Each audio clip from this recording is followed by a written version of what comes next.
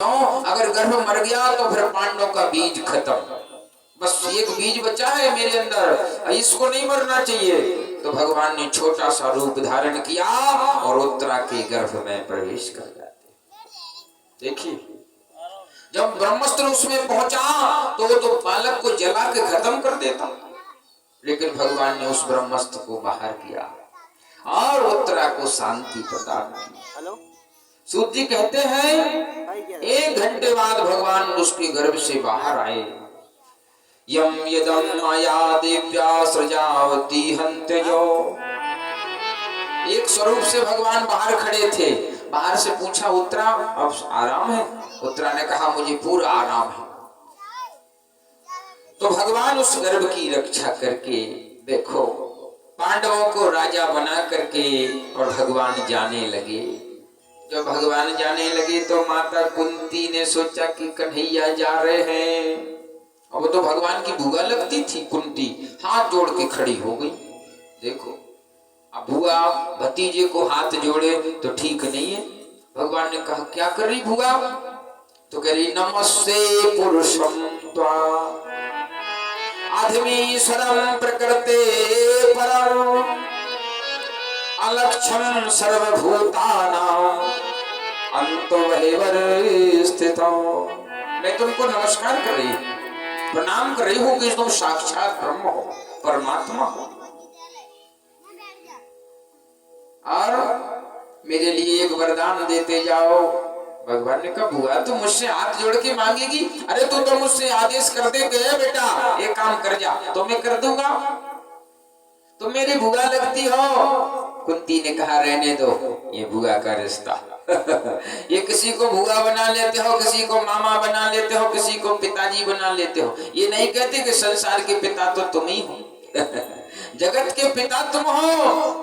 हाथ जोड़ के स्तुति करती, कृष्णाय वासुदेवाय देवकी नंदनाय चा नंद गोप कुमाराय गोविंदाय नमो नमः। हे द्वारकाधीश, जो सुख तुम्हारी माता देवकी को नहीं मिला, जो सुख तुम्हारे पिता वसुदेव को नहीं मिला, वो सुख मुझे मिला। देखो, और मेरे ऊपर आपने इतनी कृपा की, इतनी तो किसी के ऊपर नहीं की। मेरे बेटे क्या थे? 5 पुत्र, और देखो कौरवों की तो बड़ी भारी सेना थी और उसमें बड़े बड़े वीर थे। अगर भीष्म पितामह के समान कोई लड़ने वाला नहीं था, बताओ, वो भी कौरवों के साथ थे। गुरु द्रोणाचार्य भी, जो पूरे अस्त्रों को चलाना जानते हो, वो भी उन्हीं के साथ थे।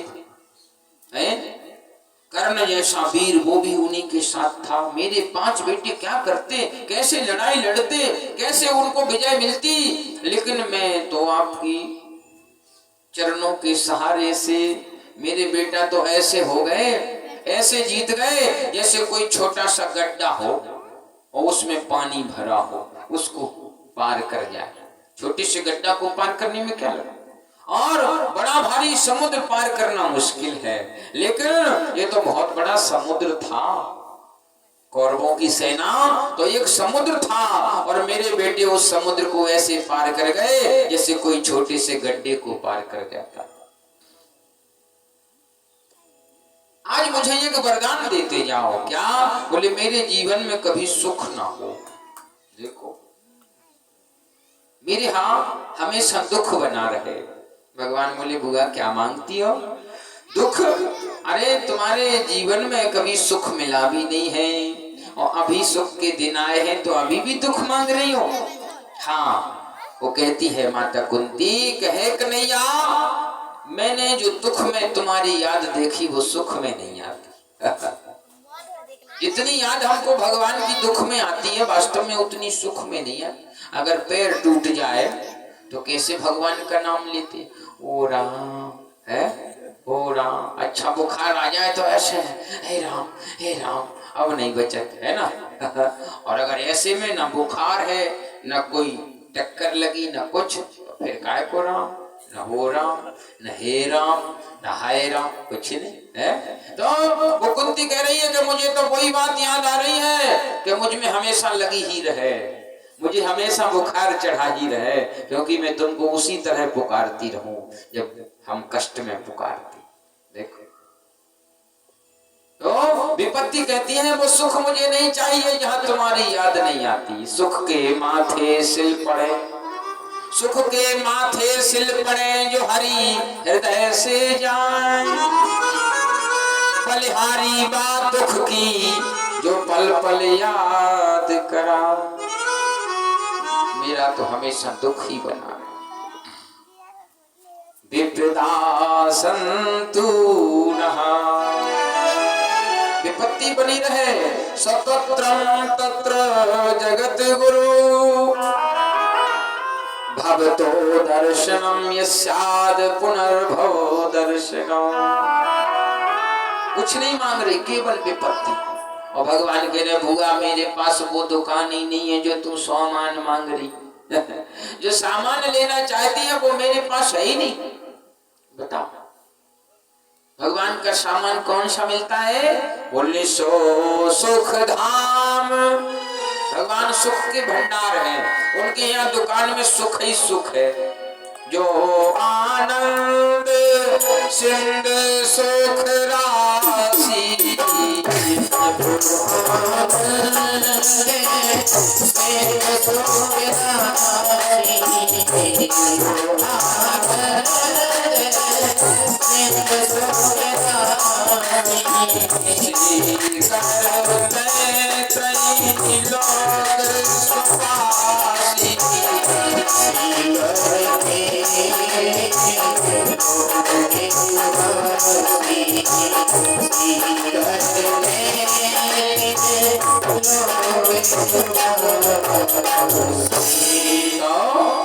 भगवान आनंद के भंडार है, सुख के भंडार है, और उनसे दुख मांगे कोई तो वो है ही नहीं उनके पास।